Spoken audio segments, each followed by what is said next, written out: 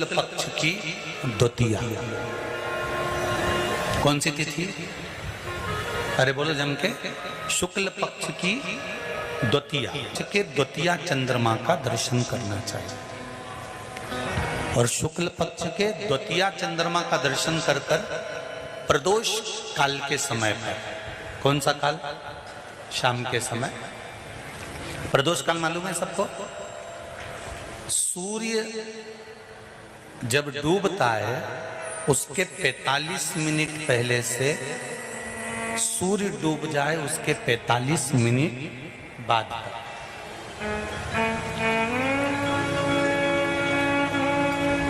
कितने मिनट पहले? जम के बोलो जरा। 45 मिनट पहले से 45 मिनट बाद का प्रदोष काल का क्रम है। चंद्रदेव का दर्शन कर कर कच्चे दूध का छींटा, सफेद पुष्प चंद्र को समर्पित करो। सफेद चंदन का छींटा चंद्रदेव को दीजिए।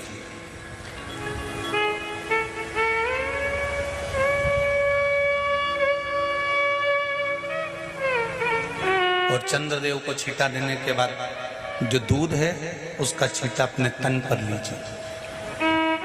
सफेद चंदन थोड़ा सा अपने शरीर पर लगा लीजिए।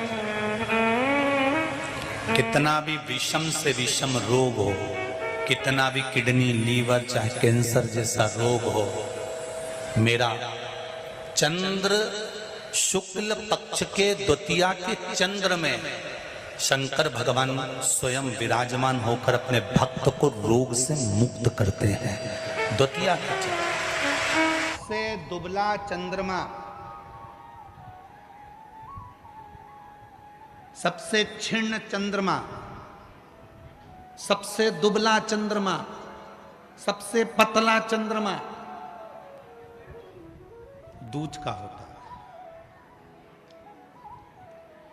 जो द्विज का चंद्रमा होता है वो एकदम पतला सा, एकदम दुबला सा होता है, एकदम दुबला। क्यों?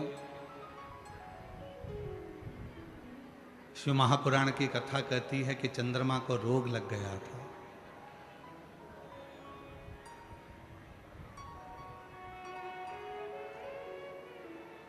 और चंद्रमा को रोग लगा, ऐसी बीमारी चंद्रमा को लग गई कि उसका शरीर धीरे धीरे धीरे धीरे क्षीण होने लगा। चंद्रमा के शरीर में एक रोग लग गया, शरीर पूरा धीरे धीरे धीरे धीरे क्षीण होने लगा। ये रोग नहीं लगता। दक्ष प्रजापति का श्राप भी चंद्रमा को नहीं लगता। रोग भी नहीं लगता, श्राप भी नहीं लगता। लगने का कारण केवल एक था, स्वयं चंद्रमा। दुनिया में किसी की सामर्थ्यता नहीं है कि कोई आपका बुरा कर दे। दुनिया में किसी की सामर्थ्यता नहीं है कि कोई आपका बुरा कर दे। दुनिया में किसी की सामर्थ्य नहीं है कि कोई आपको श्राप भी दे दे। क्योंकि श्राप देने वाला व्यक्ति भी ऐसा होना चाहिए कि जिसकी जिंदगी में कभी कोई निंदा ना हो। श्राप देने वाला व्यक्ति भी ऐसा होना चाहिए जिसकी जिंदगी में कोई पाप ना हो। श्राप देने वाला व्यक्ति भी ऐसा होना चाहिए जिसकी जिंदगी में उसने कभी किसी का दिल ना दुखाया हो। श्राप देने वाला व्यक्ति भी ऐसा होना चाहिए जिसने अपनी जिंदगी में कभी किसी के लिए आड़ा टेढ़ा ना कहा हो। श्राप देने वाला व्यक्ति भी अपनी जिंदगी में ऐसा होना चाहिए जिसने जीवन में किसी का दिल ना दुखाया हो। श्राप देने वाला व्यक्ति भी ऐसा होना चाहिए जिसके एक एक रोम से 3.5 करोड़ रोम में से केवल भगवान का नाम निरंतर निकल रहा हो। ना भूख लगे, ना प्यास लगे, ना कहीं जाना, ना कहीं आना, ना अपने भवन से निकलना, ना कहीं भवन से बाहर जाना। केवल भजन, केवल भजन, केवल भजन में डूबा रहे तो उसका श्राप लग सकता। पर आज का व्यक्ति कहे मैं तुझे श्राप दे दूंगा तो कहना हो दे दे, ला कोई दिक्कत नहीं है, उसमें कोई टेंशन नहीं चाहिए, दे दे।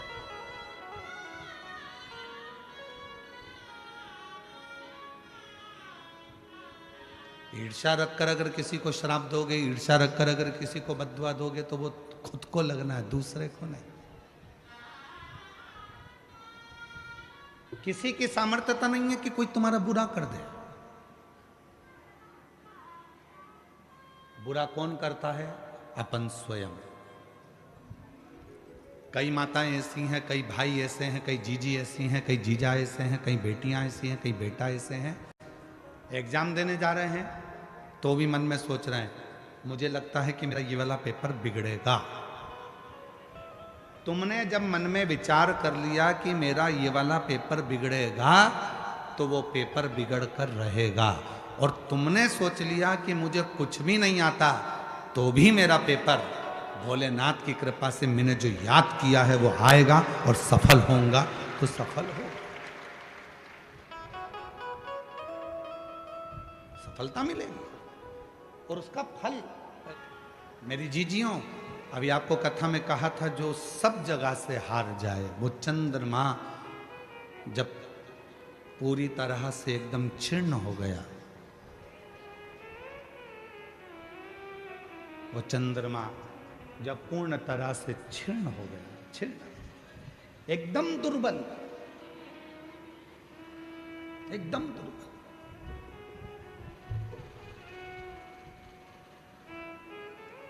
द्विज का जो चंद्रमा होता है, दूज का, और वो द्विज का चंद्रमा इतना दुर्बल हो जाता है, इतना दुर्बल हो जाता है कि उसमें कोई बल नहीं रहता, कोई बल।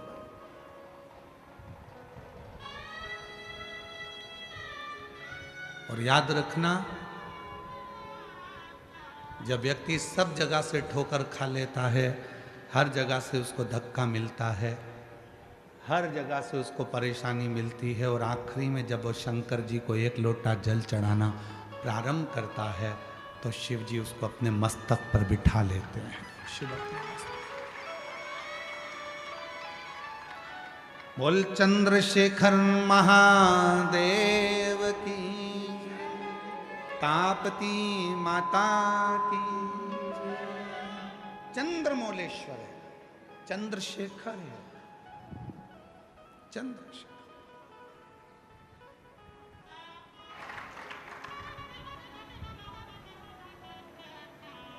ये उसकी कृपा हो। तो चंद्रमा तो ये चंद्रमा को कोई दूसरा श्राप दे, या चंद्रमा को कोई अपशब्द कहे, या चंद्रमा को कोई आड़ा टेढ़ा कहे, वो अपनी जगह पर चंद्रमा को श्राप भी खुद के कारण लगा है। चंद्रमा को अपशब्द भी जो कहा गया, वो खुद के कारण कहा गया। चंद्रमा को जो दुख झेलना पड़ा, वो खुद के कारण झेलना पड़ा। चंद्रमा को जो तकलीफ झेलना पड़ी, वो खुद के कारण हुई है। किसी की सामर्थ्यता नहीं है कि कोई तुमको रोक दे।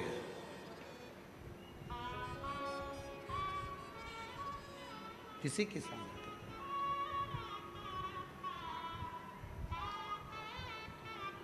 तुमने खुद ने सोचा कि मेरा ये वाला पेपर बिगड़ेगा, मुझे याद नहीं है, मैं पढ़ नहीं पाई, मेरा ये वाला पेपर बिगड़ जाएगा, मेरा ये वाला पेपर बिगड़ जाएगा। जब तुमने सोच लिया तो वो पेपर बिगड़ेगा जरूर। तुमने कोई कंपनी खोलना प्रारंभ करी, पहले तो तुम्हारे अंदर कोई उत्साह था, मैं ये दुकान खोल रहा हूँ, मैं ये काम कर रहा हूँ, मैं ये नौकरी कर रहा हूँ, मैं ये काम कर रहा हूँ, पहले बहुत उत्साह था। फिर मन में आया मेरे को ऐसा लग रहा है कि इसमें सफलता नहीं मिलेगी। पहले जब तुम्हें उत्साह था, उतने उत्साह से आगे बढ़ो तो सफलता मिल जाती। तुमने धीरे धीरे विचार करा, मुझे सफलता नहीं मिलेगी, ऐसा लग रहा है, मेरा काम गड़बड़ होगा, ऐसा लग रहा है, तो वो काम गड़बड़ होगा ही, उसमें सफलता नहीं मिलेगी, ये निश्चित है। और तुमने सोच लिया कि मुझे सफलता मिलकर ही रहेगी, तो फिर तो काम कैसा भी हो, सफलता मिलकर ही रहेगी। सफलता मिलकर ही रहेगी। ये कोई दूसरा नहीं करता, अपना मन, अपनी इंद्रियां, अपने के लिए। हमेशा अच्छा सोचो। कथा सुनने के लिए आयो, अच्छा सोचो। कथा सुनने आई हूं, मैं जो मांगूंगी वो मुझे मिलेगा। पड़ोसन पूछ रही है, क्यों कथा में जा रही है? हाँ, क्या मिलेगा कथा में? तुझे नहीं मालूम, 3 महीने बाद बताऊंगी कि मैंने भूसावल में कथा सुनी थी और ये मांगा था और मेरे बाबा ने ये दिया। अभी नहीं बता। चंद्रमा का प्रवेश हुआ। चंद्रमा के जन्म की 2 कथा थी। एक समुद्र का मंथन होता है तो 14 रत्न में समुद्र मंथन में चंद्रमा प्रकट होते, विष्णु पुराण।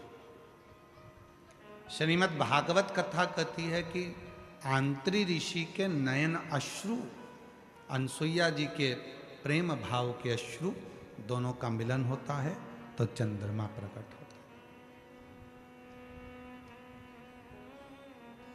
है। दो कथा थी।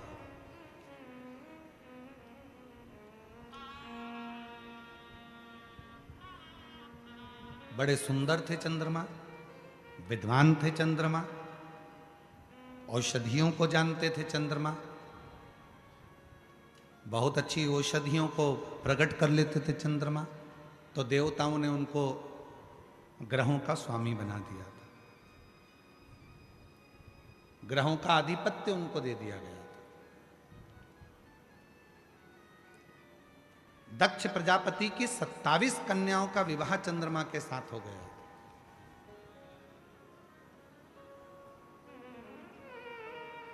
अब इतनी विद्वत्ता देखी तो देवताओं ने उनको ग्रहों का स्वामी बना दिया, ग्रहों का स्थान दे दिया। पर कभी कभी ऐसा होता है कि जिस व्यक्ति को बहुत सम्मान मिल जाता है, बहुत आदर मिल जाता है, बहुत सत्कार मिल जाता है, तो उसके मुख पर अभिमान, उसके मुख पर अहंकार प्रकट होने लगता है, अभिमान आ जाता है।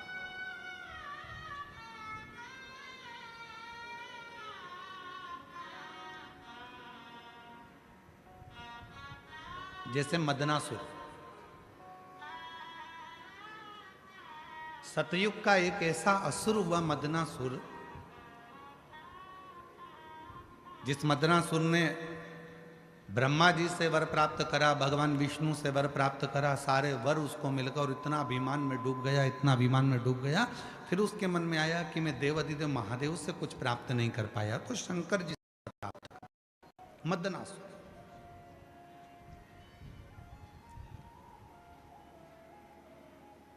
और शिव तो सरल हैं।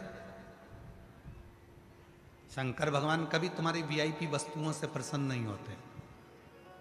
शंकर भगवान को प्रसन्न करना है तो एक धतूरा, एक चावल का दाना, धतूरा चढ़ाओ शिवलिंग पे, चावल का दाना सुंदरी की, हाथ रखो चावल के दाने पर और शिव जी से अपने मन की बात प्रदोष के दिन, प्रदोष काल में, शाम के समय चंद्रमौलेश्वर महादेव का नाम लेकर कह दो।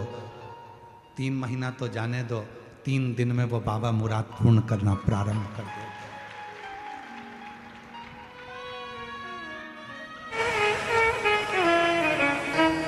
जम के बोलो कौन सी तिथि है?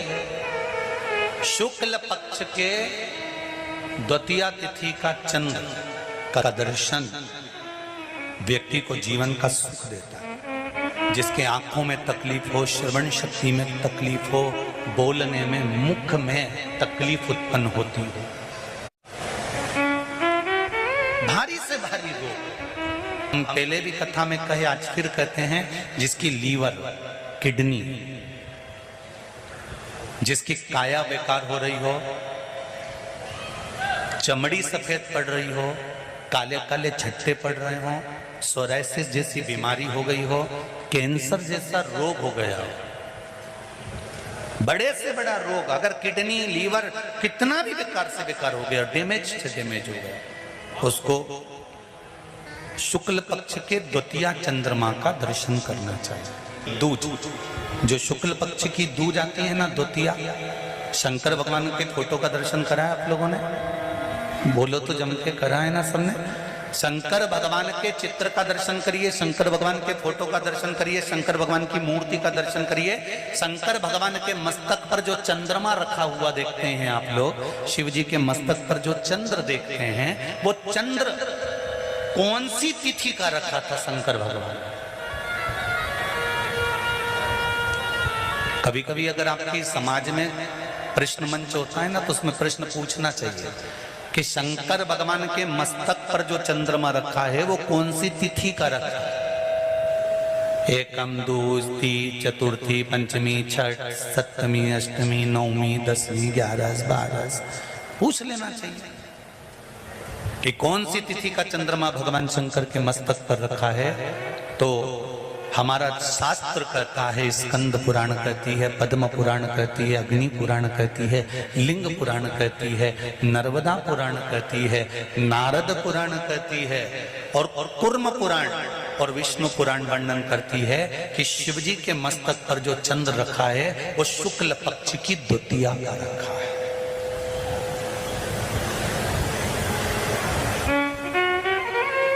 कैलेंडर किस किस के घर में?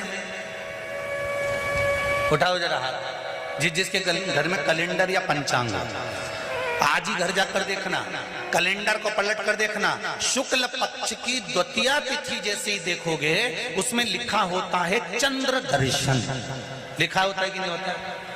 अरे बोलो तो जी जी हाँ, लिखा होता है ना।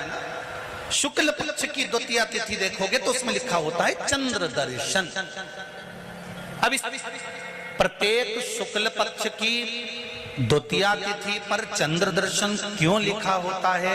क्योंकि शिव महापुराण की कथा में उमा खंड में वर्णन किया गया है कि जब चंद्रदेव को दक्ष प्रजापति का श्राप लग गया, चंद्र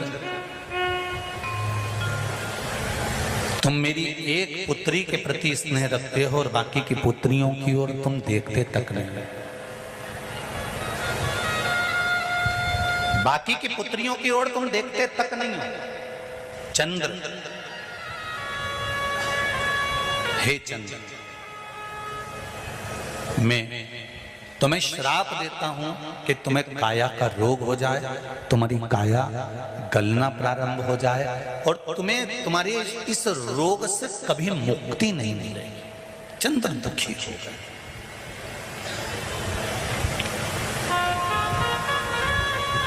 ऐसा नहीं है कि चंद्रदेव कहीं गए नहीं, चंद्रदेव सब जगह गए। भगवान विष्णु के पास भी गए, भगवान ब्रह्मा जी के पास भी गए, इंद्रदेव के पास भी गए। सब जगह घूमने के बाद भी चंद्रदेव को जब सुख का भान नहीं हुआ तब देवऋषि नारद के पास पहुंचे। जब जीवन में बहुत दुख आकर खड़ा हो जाए और उस दुख का कहीं निवारण न मिले तो कोई सतगुरु की शरण चले जाओ।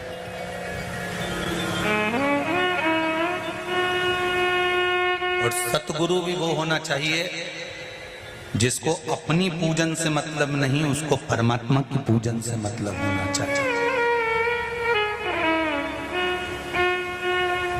सत्य मार्ग की ओर प्रशस्त कर।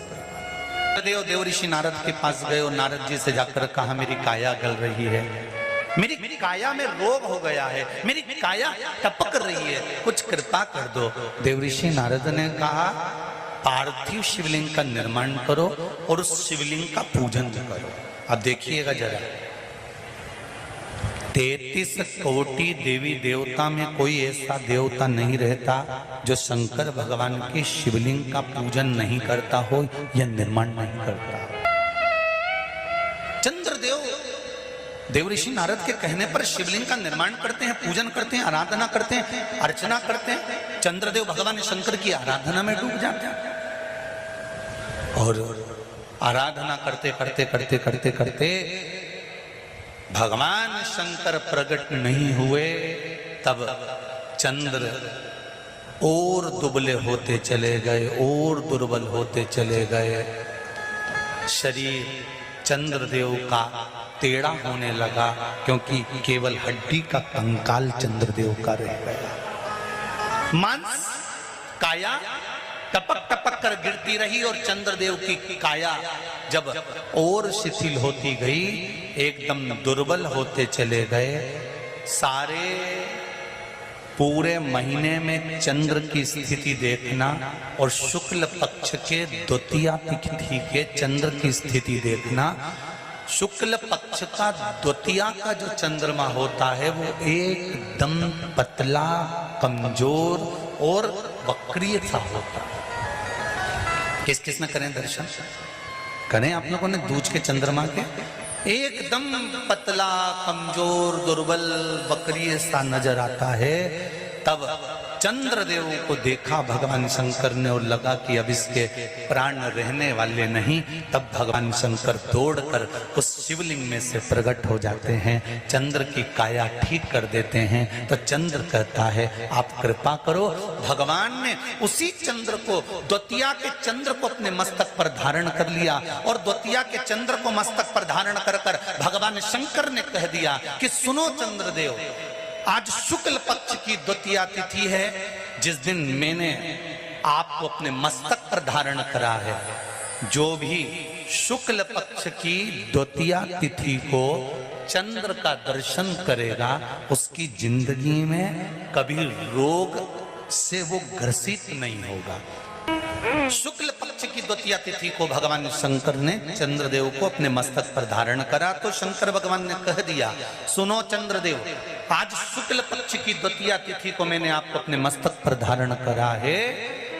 संसार में रहने वाला, मृत्यु लोक में रहने वाला, चाहे देवलोक में रहने वाला, चाहे जिस लोक में वो निवास कर रहा है, अगर शुक्ल पक्ष के द्वितीया तिथि के चंद्रमा का दर्शन करेगा तो वो रोग से मुक्त रहेगा। अब हमारे यहाँ इतनी अच्छी अच्छी तिथियां दी हैं, कैलेंडर तक में लिखा हुआ है कि चंद्र दर्शन। अब उसके बाद भी लोग चंद्र दर्शन नहीं करें तो फिर उनका भाग्य बेकार। पंचांग में लिखा है कि चंद्र दर्शन, बोलो सही है कि गलत है? उसके पंचांग में लिखा है कि चंद्र दर्शन, शुक्ल पक्ष की द्वितीया तिथि चंद्र दर्शन।